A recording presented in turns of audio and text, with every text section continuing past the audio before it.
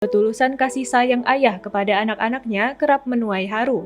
Salah satu bentuk kasih sayang itu tampak pada sebuah video yang diunggah akun media sosial Andreli_48 pada Selasa 11 Oktober 2022.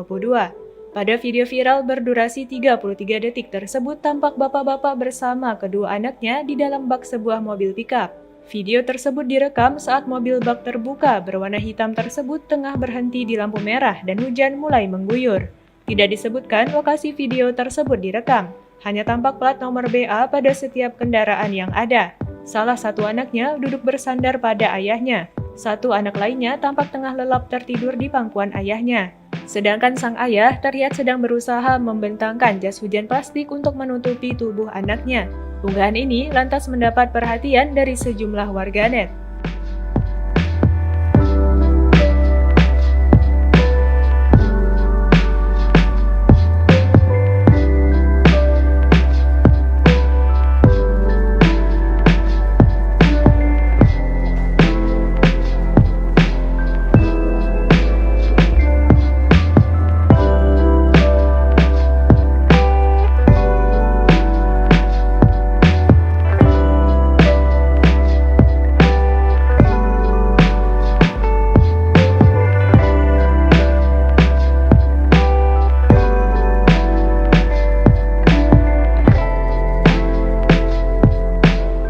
Terima kasih sudah nonton. Jangan lupa like, subscribe, dan share ya.